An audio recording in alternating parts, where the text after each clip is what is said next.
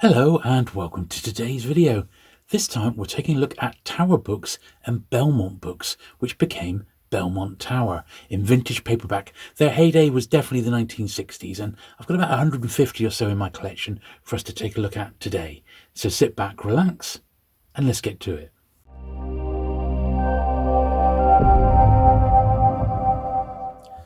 So, here we are, the Dwight Schultz story. This is almost sort of typical of an early sort of Tower books in this case, as in it's one of the true crimes. So no genre of, paperback publishing was out of bounds with Tower or Belmont. They did a lot of science fiction, they did some horror, but true crime was one of their sort of offshoots as well. And Tower books themselves were formed in 1958 and Belmont in 1961. And then Tower bought out Belmont in 1971 and then became the familiar Belmont Tower. Now, although both publishers had run as separate businesses, they were in essence very close cousins. And Belmont had been set up by the co-founders of Archie Comics, and Tower had been founded by one of the co-founders of Archie and run by a long-term editor from Archie. So that's how they're sort of related. Here's a Tower Gothic. So no genre was out of bounds, and that included the Gothic ones. You'll notice the covers really aren't anything to write home about on the whole. They do vary immensely, and what I've tried to do here, these aren't in published order. They are in author surname order, which is not something I usually do. This is 1967, but with Belmont and Tower, it seems to be the only real way to keep sort of a record of it. So they do jump around a little bit, but I don't think that matters too much with these particular ones. So here's a later Tower one here. Your Life in His Hands, The Human Factor in Aircraft Accidents. So they did also do some non-fiction books as well. But the majority of my collection, in actual fact, is science fiction and fantasy stuff. So Walk Softly, Walk Deadly. This looks like a bit of a JD title, a very distant cousin to it. Quite a nice jacket actually on that one, and they do have some quite nice jackets. They did also, Tower did also publish Midwood. Now you may have heard of Midwood. They're sort of a sleaze publisher, and I've got a handful of Midwood books in my collection. I haven't bothered getting them out today, but just so you know, that was one of their little offshoots. Zwan and the Girl from the Other Side. It's a Tower again. Zwan's mission was filled with dangers and bizarre sexual encounters. Okay, I think we better stop there. Bit of softcore sex involved here. There will definitely be better science fiction to come. Eando Binder. This is a novel of the last world. Anton York Immoral. Some of these I'm pretty sure are pseudonyms of authors and editors who were perhaps on the scene at the time. So make of that what you will. And if I can spot a signature of an artist I actually recognise, I will sort of let you know. Knight of the Saucers. Now, they did also do these. So these are, this is a bit like an ace double, isn't it? And this one's got a 3 and 6. So clearly this was distributed in the UK. And two good names, James Blish and Robert Silverberg. So can't really complain at that. But it is unlike an ace double where they're printed in reverse, as it were. You flip the book over. These are just two books, two short books at that, printed side by side. And they didn't mind doing a bit of hacking to get the books to fit, in actual fact. So a lot of the stuff that they published is abridged. It is not unabridged. So do bear that in mind. You're not really going to find the definitive text in a lot of these books. This is an interesting one. The Soul of America, seen through interviews with Janis Joplin, Andy Warhol. So this is one of those ones which is, again, non-fiction. They tried to sort of play into the younger, I think, sort of the teen market, just as they were coming out of sort of, I don't know, teen into young adulthood, shall we say,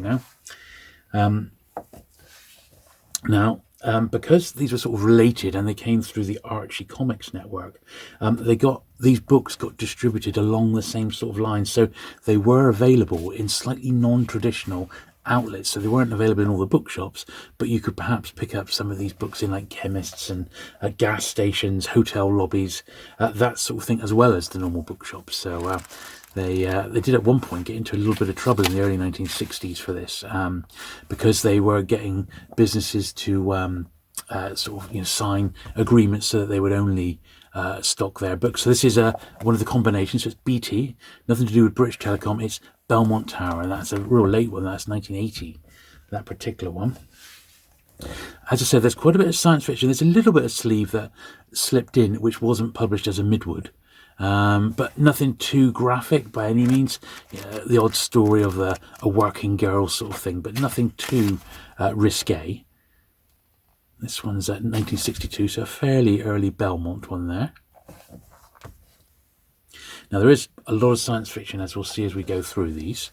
This is one of the later ones where they do tend to look at some of the stuff like, ESP and UFOs and predictions, that sort of stuff as well. But there is a lot of science fiction, and the publishers plundered the old sort of out-of-print science fiction magazines. And, as we've seen, there's some ace doubles as well. This is another double here, slightly different format, a Belmont double. And Father of Lies by John Brunner, and Mirror Image, Bruce Duncan.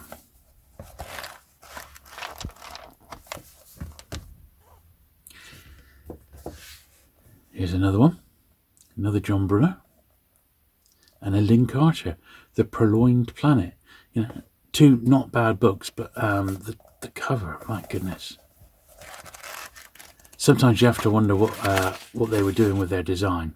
And I think that's what really lets Belmont and Belmont Tower down, is their cover design is just blimmin' awful, There's a few highlights, but not a lot. There are definitely some decent artists which we'll try and spot as we go along. Neither Sin Nor Shame. Once again, one of their books, The Oldest Profession, which they seem to be able to sort of publish books about this with a bit of titillation, as it were. 1961, that one, without getting into, say, too much trouble.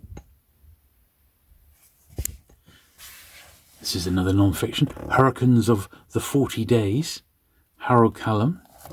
Yeah, quite an unusual Belmont book, but as I said, these publishers were not fussy. They would just publish whatever they thought would sell. And sometimes they would retitle a movie or a movie tie-in and repackage it.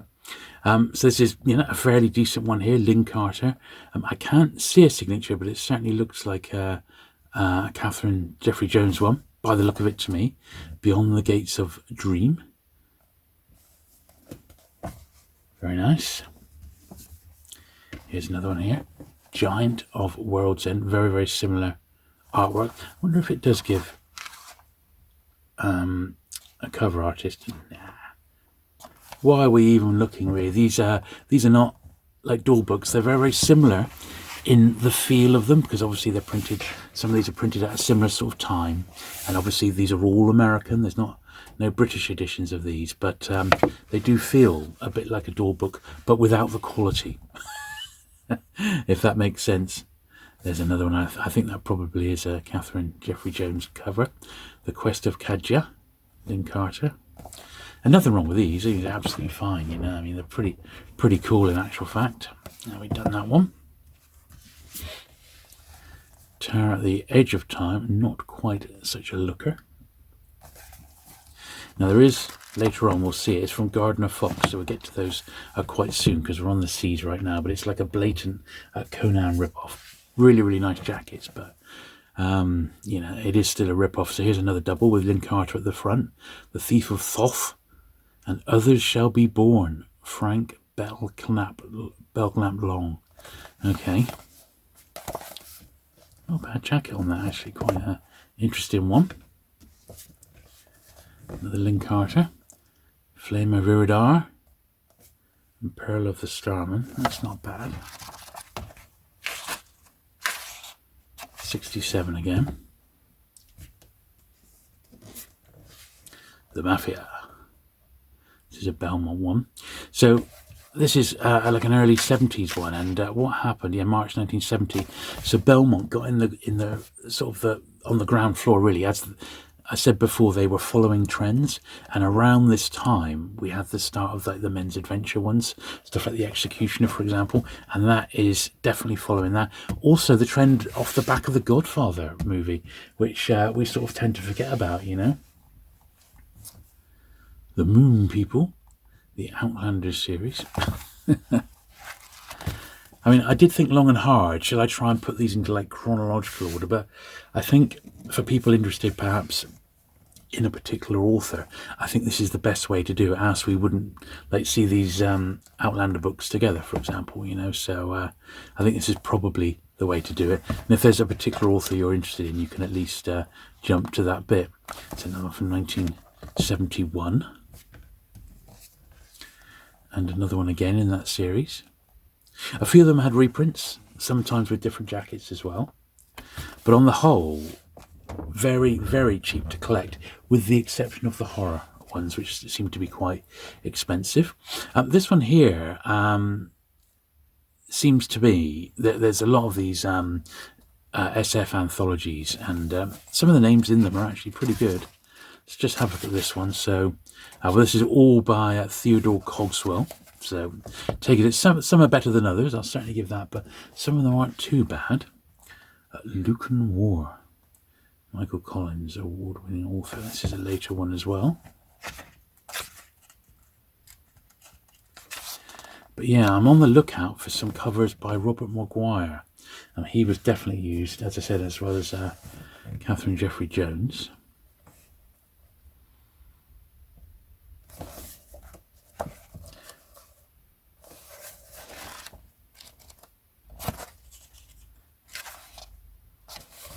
So yeah, it's a bit of a weird series to try and cover in video, because you know they're so closely intertwined. But we could have pulled out all the Tower ones, and we could have pulled out the separate Belmont ones, and then when they joined together. But I think overall the story, they're so similar in what they published, I think, and the design of the books, and they all printed in the same place. It just makes sense to put them all in together, really, you know.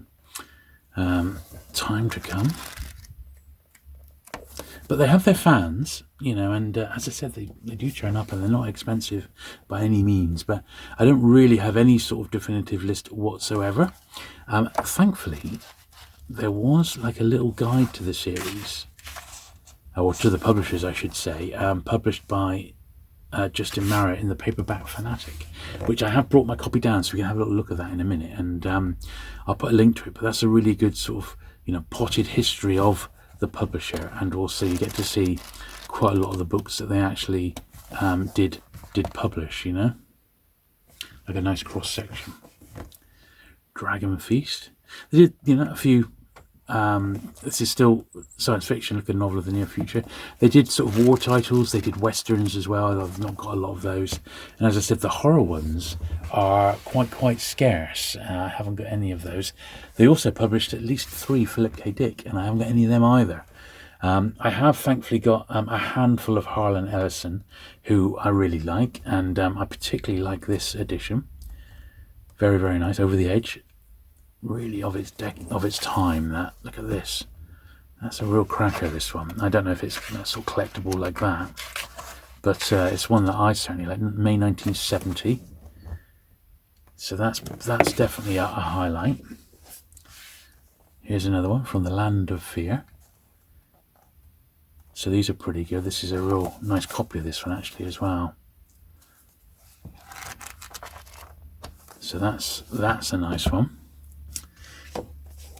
This one here is actually quite famous, Doomsman. So apparently the story goes that if someone turned up with a copy of this for Ellison to sign at a convention or a signing, he would basically just rip it up and give them the 50 cents cover price. And I think the reason behind that was because, once again, Belmont had, without his permission, edited the story to fit it so that they could get 2 books into the one, to make it a double, and he didn't give any sort of permission. I don't think he ever got paid, and consequently he was really bitter about it. So that was that, and you know, I hear he was pretty ruthless with that. So there you go. I always thought it was one of his earliest sort of sex titles that got printed under a pseudonym, but it wasn't. It was that Belmont one that was particularly offensive. Anyway, 3 nice Ellisons there. They're pretty good. A new David Danning mystery. I think this is almost like a sort of spoofy Man from U.N.C.L.E. style thing. Bit of a stake, that old one, that's for sure. This is rather nice. The Gate of Time, Philip Jose Farmer. It's the only one by his I've got in Belmont, to my knowledge anyway. It's a nice condition copy. October 1966. It's pretty nice. I am collecting Jose Farmer at the moment in American First. First paperback. The Warriors of Terror. John Fawcett.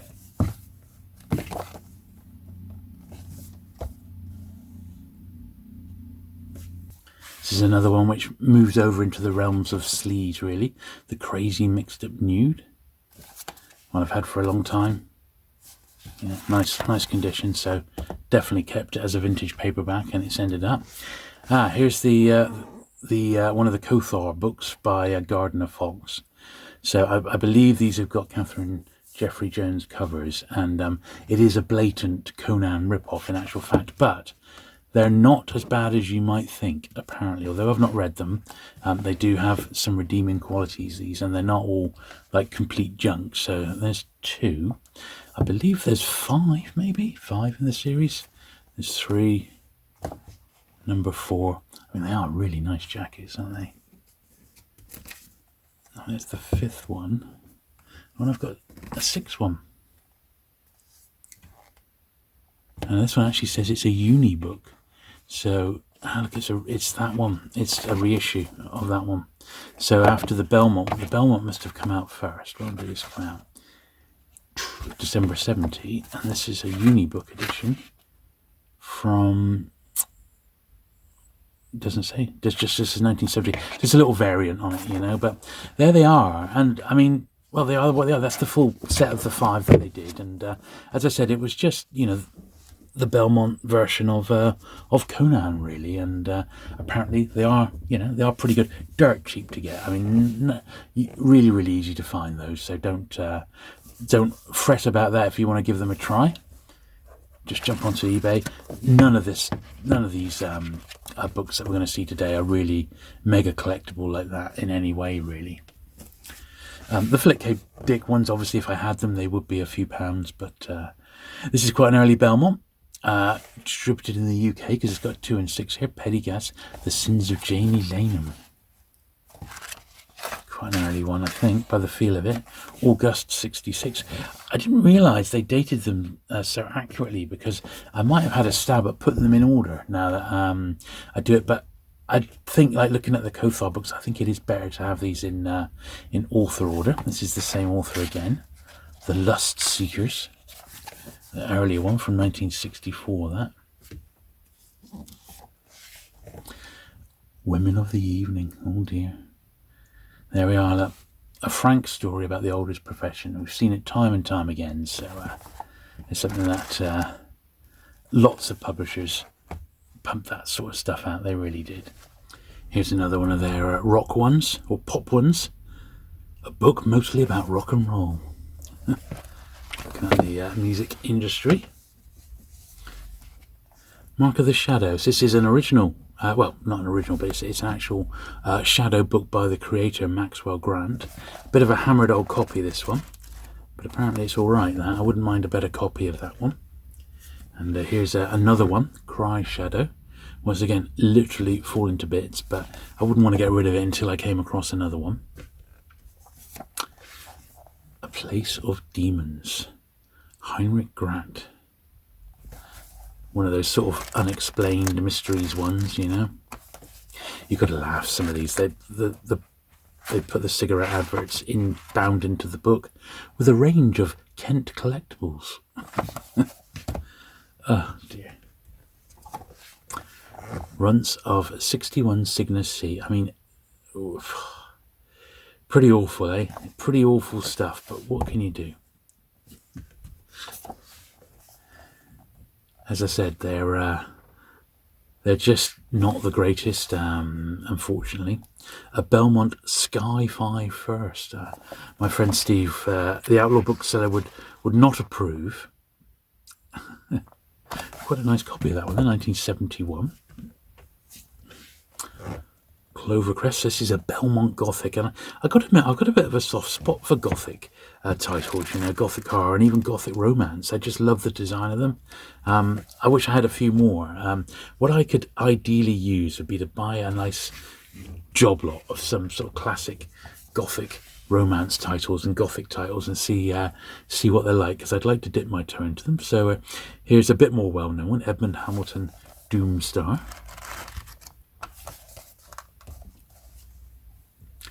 Things. That's quite a nice jacket, actually. Stories of terror and shock by 6 science fiction greats. There we are.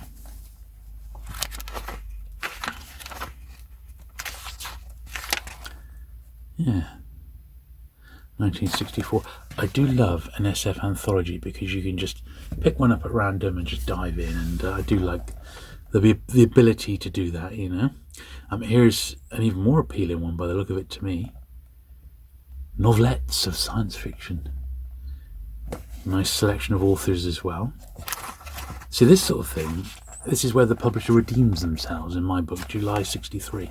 Beautiful. That's the sort of thing I love, and I would imagine it's slightly more collectible than most of the dross that you're seeing here today. Rare science fiction. Another little anthology.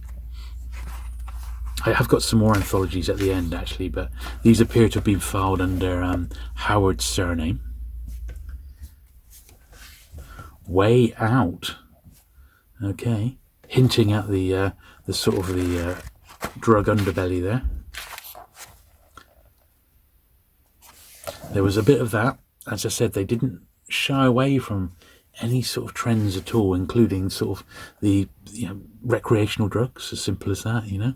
Escape to Earth, another one here. Looks like they gave them all to Ivan Howard, if that indeed was his name.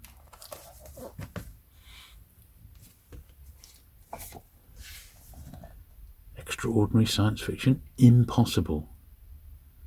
The Fantastic Wizardry of Lawrence M. Janifer. Okay. Is that 15 short stories then, is it? Yeah, 15 stories with a new introduction. That's cool. A piece of Martin Kane. This one's a British distributed one. I don't think many came over here, in all honesty. I haven't seen that many with a Thorpe and Porter import label on. The Alien, Raymond F. Jones. I said I haven't actually even got these listed, so it would be tough for me to find missing ones. It's just by memory, really. I got to admit, the Philip K. Dick ones are very nice, and I think they did 3, and I think they're all paperback firsts, you know, PBOs, or it's only first in paperback, shall we say, in the USA. So consequently, they're quite hard, so no surprise I'm missing them. But there you go. Raymond F. Jones here, Sin. Another one of their weird covers, you know. Weird. There we are. Well, up there you can clearly see a Catherine Jeffrey Jones signature there, and that's definitely the style that we're familiar with there. Whom the Gods Would Slay. A bold Viking adventuress, so definitely in the vein of Conan there, I would think. December 68, so quite nice, that one. Odyssey to Earth Death. Leo Kelly.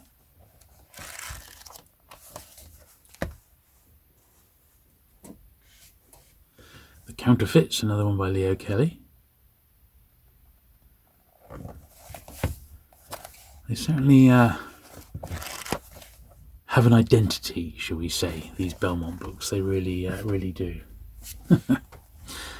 This one, it's just a joke, isn't it? I mean, there's a wind-up robot toy, but it is, once again, a little SF anthology, so I can't diss it too much. Good names, they look. Asimov, Philip K. Dick, Paul Anderson. I mean, loads of them. Let's look at the actual story. This actually isn't... I seem to remember this. I did have, out of my collection, I had about 20 doubles, and I just stuck them all up in a job lot on eBay, and they went for more than I thought. You know, they went for about a couple of quid a book, which I was surprised. This is from October 68. And there's the little list in there. And that was one of the ones I actually did have a double of. It's from Murray Leinster. So this is it. Ripped from tomorrow's headlines. Space platform. Amazing prophetic science fiction adventure. Well, there you go. And Murray Leinster we know, of course, don't we? So April 65. Very much of its time. Here's another one here. Milton Lesser, Secret of the Black Planet. Well, I have to say, so far I've not seen any Robert Maguire covers, so we're still keeping an eye out for those. Another Murray Leinster. This is slightly out of position here. Space Tug. Slip that one underneath there. So just keeping these in A to Z more than anything. It's the only sort of way to be able to access them. The Ordeal, John London. Soft core novel. Same author again, The Fixation. Once again, pretty beaten up, gotta say. Beaten up old copy. It Was the Day of the Robot. What a jacket. Oh dear, oh dear. Yes. Man Against Machine. March 63. Frank Belknap Long. Don't know a lot about Frank, to be honest, you know. We've got another one by him here. Nice condition, this one. When they're nice, they really do stand out. Lest Earth Be Conquered. Quite a nice positronic brain there by the look of it. Or head, I should say. 66. So, yeah, I got to admit, they do look much, much better when they're in top shape. That's for certain. The Three Faces of Time. Not long again. A Big T science fiction. Oh, no. Oh, it makes you want to cringe a little, doesn't it? Let's be honest. A true crime one here. Crime in the Suburbs. An in-depth study of why affluent teenagers and adults turn to crime.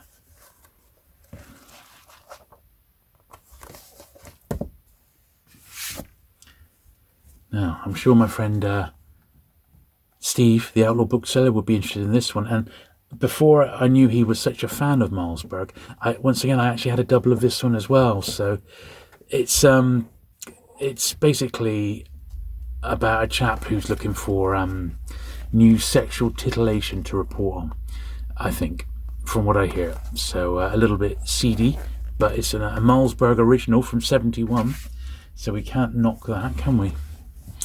Fannin. This very much looks like it's going down the men's adventure route. So yeah, April 71. So it's got that sort of jacket on it, hasn't it? That looks a bit like model Steve Holland, and looking to pull a little bit in on the men's adventure market by the looks of it. My Name is Violence. The author, John D. Matthews, was killed after completing this amazing documentary. So basically, you're reading The Book of a Dead Man. So, a true crime title again. Very, very sensationalist, a lot of this stuff, isn't it? Ellen McGuinness, The Strasbourg Collection. The sex and suspense novel the whole country is talking about. Okay. What was this? This is early 70s again? 69. Wow. Okay. That's quite nice. The Dark Millennium. A.J. Merrick.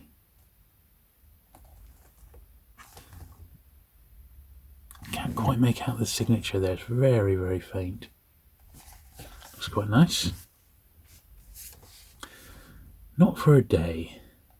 Helga Maury's prophetic novel of a beautiful housewife's lusts. Oh, blimey. Carla. Yeah, similar sort of vein by the look of it. 1966.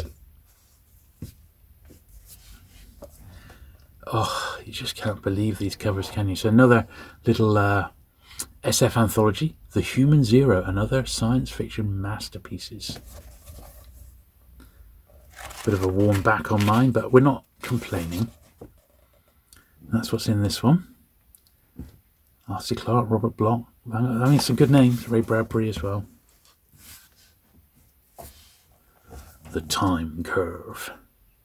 Startling and Prophetic, another SF anthology. John Wyndham, Clifford Simak, Robert Bloch. Some good names there. There they are.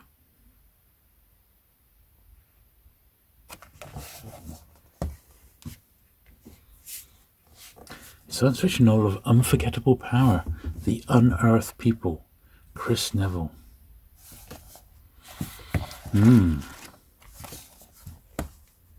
So The Mutants.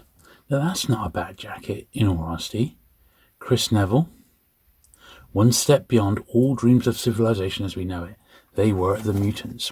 I did say there was a lot of science fiction, didn't I? And we are being treated to a few. Not all SF, but there's some.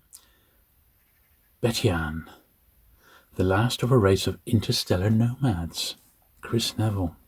And I mean, I don't know anything about this, so I am hoping that people who are watching these can say, did you not realise that was a real classic? You want to pull that one out and read it, because I would be quite interested to know if any of these are particularly good books in a bit of a shabby packaging. Another double here. Chris Neville's Special Delivery. Dave Van Arnhem, Star Gladiator. The Damned and the Destroyed. It's quite a nice one. A relentless story of the hell of drug addiction, with a syringe on the top there, on the cover, and on the back. Listen, you junkies, pushers, and your connections who have made this grey half-world of addiction. When was this? 1966. A photograph cover. The main attraction. So this is like a movie tie-in by the look of it. That's Pat Boone on the front and Nancy Kwan. Nancy Kwan. No, Kwan. No, don't really know much about that. The Secret Life. X-Men Rainier, a searing no less, novel about a girl's fascination with depravity. Steady on. Here we are. Now look at this. Can I make out that jacket? It says Jones, so we'll assume it's a Catherine Jeffrey Jones. Quest of the Dark Lady. Certainly looks that style, doesn't it? Quinn Reed, whoever Quinn Reed was. I mean, am I just ignorant, or are these quite obscure authors? I mean, I just don't know. Look, a Belmont Gothic. So almost a classic Gothic trope. You've got the woman in a white dress, half looking back with the tower in the background with just one odd light on. But this is an interesting element that they've added in. She was irresistibly drawn to the one man who could do her most harm. A chilling Gothic romance by the author of Mirror of Delusion. So as I said, they would love to jump on a theme, and the early 70s were the absolute top time for the Gothic romances, so that's probably why they jumped on there. The Scheme of Things, Lester Del Rey. It's quite nice. Can a man really live and die more than once? Let's copy that one as well. Now and Beyond, another anthology. 8 great science fiction adventures. That's a Dick Silverberg, Eric Crankworth, Lester Del Rey. Good stuff, Frederick Poole. So I've got some Philip K. Dick in Belmont, just none of the actual full-blown novels, sadly, which would have been rather nice. The Cosmic Eye, Mac Reynolds. Look at that. The Watchful Society, Overtones of 1984 here, September 69. After Some Tomorrow, another one. A World Could Be Changed by ESP, but only if a man wanted to risk everything. There we are. So they dabbled a bit in that sort of subject matter. That's quite nice. Look at J. Jones again one. Earth Unaware, Mac Reynolds. It's quite nice. Of Godlike Power, same again, Mac Reynolds. Perhaps not quite a nice copy. The Lucifer Mask, Kathleen Rich. That looks early 70s, doesn't it, to me? April 71, which seems to be well, I think their heyday was definitely the 60s, but so there's some interesting 70s stuff, isn't there? Venus in Furs, the famous underground masterpiece of sexual aberration that shook the world of erotica. Ooh, okay. The Throwbacks. They lived in the 20th century but belonged far back or far forward in time. Roger Sark. You can only assume these guys were like one-hit wonders, can't you? Weightless in Gaza, Fred Shannon.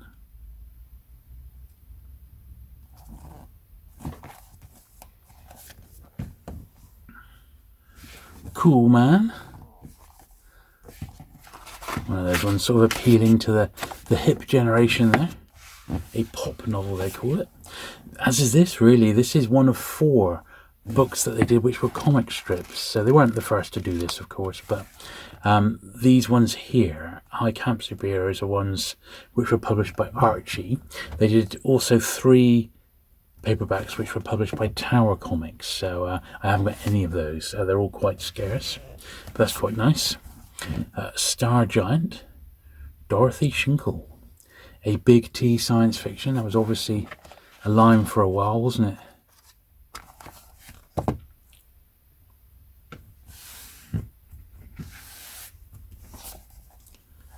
The 4-Day Weekend.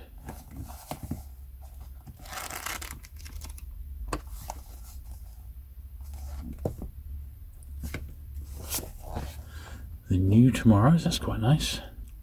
Edited with an introduction by Norman Spinrad, so I'm guessing this is another anthology. Yeah, there we are. Spinrad and Michael Moorcock, Robert Silverberg, Langdon Jones, and Ellison, Sletic, Thomas and Stish, Aldis, and a Jose Farmer.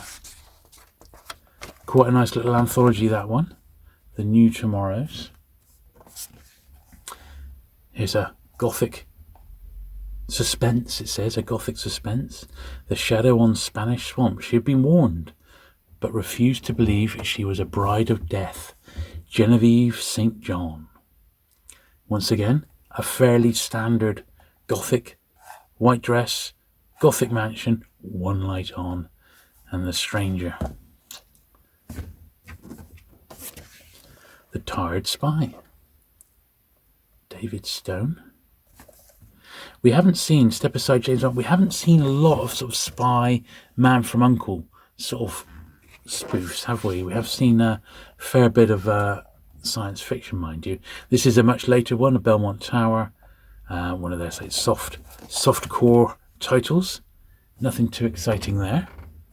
William Tenn, A Lamp for Medusa, the world-renowned author of science fiction. I don't know about that. First publication. First paperback published of his classic novel. Well, quite a nice jacket on it, but quite a nice copy of this one as well. June 68. Defector, formerly titled The Spy.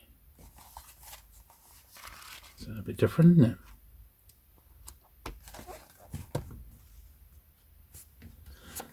Well, you might recognise this one. I mean, this is wrong on so many fronts, isn't it? So, Galaxy 666 was originally a Badger title. Pel Toro was the pseudonym of Lionel Fanthorpe. And evidently they've nicked a model of the Starship Enterprise and put some marshmallows on the end and on the top. So pretty awful all across all boards there, 1968. I'm surprised that didn't get picked up on. Here's another one by Pel Toro, so evidently it will be a Badger reprint. Yeah, John Spencer and Company. squeezing the last little bit that he could. I don't suppose they minded. And here's a third one, Beyond the Barrier of Space. If I ever get to meet Lionel Fanthorpe again, I'll definitely ask him to, I'll take those with me and ask him what the story is behind those, if he even knew that they were published, you know. Squaresville Jag. It's another one of those sort of hip late 60s titles. 1965, so mid 1960s. Quite colourful in that. Quite nice jacket as well. The Cosmozoids. Robert Trowlins. When is a man not a man? When his body and mind have been invaded by the cosmonoids. June 66. Love Secret. The novel of a girl torn between love and desire. Oh dear. Wizard of Storms. Dave Van Arnhem.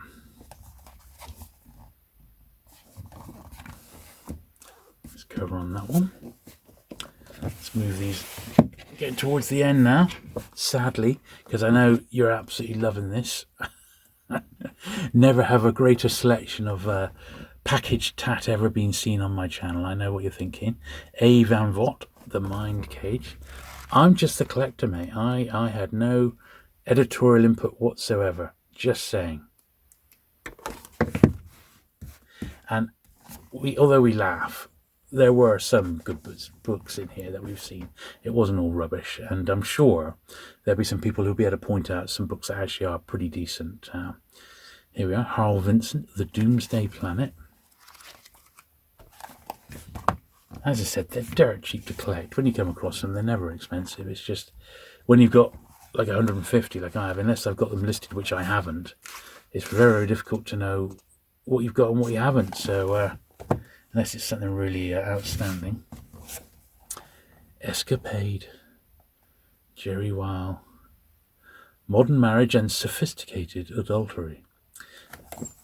Sophisticated, so it's absolutely fine, isn't it, you know? The Killing, Lionel White. Okay, Lionel White.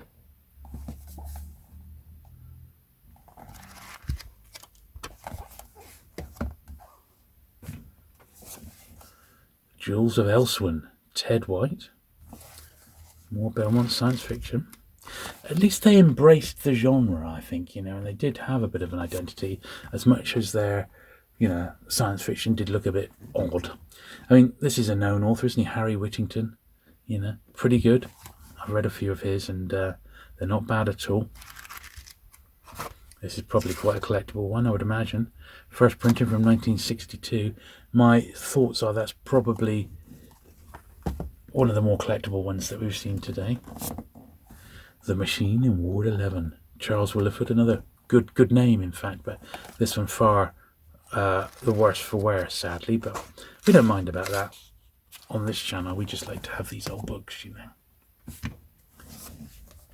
Oh, look at it.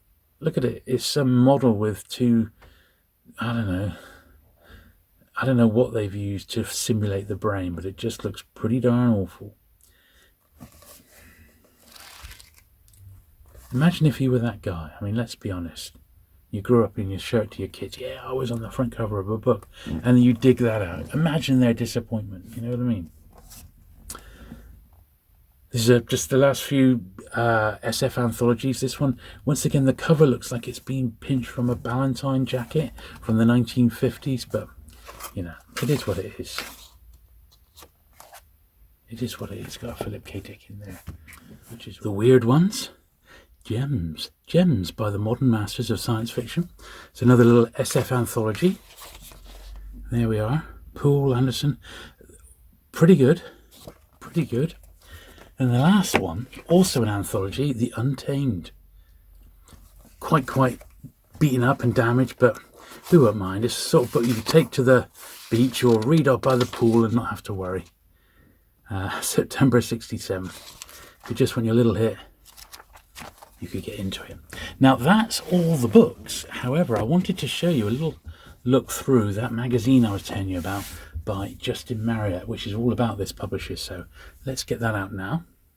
Now, as I said, it's issue number 45, and a visual guide to Belmont and Tower books. So this is the one to get. Justin does a little 2-page overview, which I borrowed a little bit from with my introduction, and then he goes through it and he does cover these in chronological order, as you can see. So I did think about that. I mean, he says he's just basically split them by price. It's the only real way to do it. But looking through it, most of the books that we saw were actually dated, weren't they? So I think we could have had a stab at doing it in chronological order if I could have been so inclined. But I don't. I mean, you've had a good look through. You see the sort of stuff that they've published, and there's an example of one of the Philip K. Dicks there, Time Out of Joint. And there's the other Penultimate Truth. So there's some good stuff that I haven't got, that's for certain. And, you know, well, you can't have it all. It's always nice to have something else to look out for. But certainly quite an interesting publisher to collect. If it sort of tickles the right sort of collecting itch for you. I don't know with me. I mean, a lot of these I did get in a job lot. So, you know, I'm slightly biased in that I ended up with a collection, and I already had some anyway. As I said, I had 20 or 30 doubles which I knocked out in a job lot of all my spares. But as I said, there is some good stuff in here, and it might be a bit few or far between, but it's just a bit of fun. And if you like collecting old paperbacks, I think you sort of have to have a few of these in your collection, but maybe be a little bit more selective than perhaps I, by just keeping one of everything that I come across. And some of these I wouldn't mind getting. Some of these later ones I think are going to be quite interesting to see. But here's some of the Gothics that we saw as well. There's the 3 other Tower comic ones. I haven't got any of those. I've got them on my list, so I know that they exist, but I haven't got around to getting them yet. The Lady from Lust series, which once again is sort of a soft quarto. Don't have any of those, and there was at least a dozen by the look of it. So quite a variety of stuff, shall we say, quite a variety. But yeah, I think if you're not fussed about collecting the books themselves, but would like a little overview of the series, I can't recommend this one highly enough. It's great, and it's not expensive, as it's just available from Amazon. And I'll pop a little direct link to this. So there you go. I hope you enjoyed that funky look through my Belmont and Tower paperback collection. Not for everyone. I think they're a bit of fun, and as I said, they're cheap and cheerful, and it's just part of collecting vintage paperbacks. You're going to have a few of these in your collection. So I hope you enjoyed looking through them. If you have, please give the video a thumbs up. Do please leave a comment. I'd really like to know what are the gems in my collection that may look awful, but in actual fact are pretty good. That's a genuine request. So do please leave a comment down below. But this was my collection as it stands in September 2023. Be interesting to see how it looks in another few years' time, if I've ended up getting some more, or in fact if I've got rid of a few, which I don't think I will, to be honest. Anyway, that's it for today. Hope you have enjoyed it. I certainly enjoyed looking through these. I shall see you with another video very soon. Bye.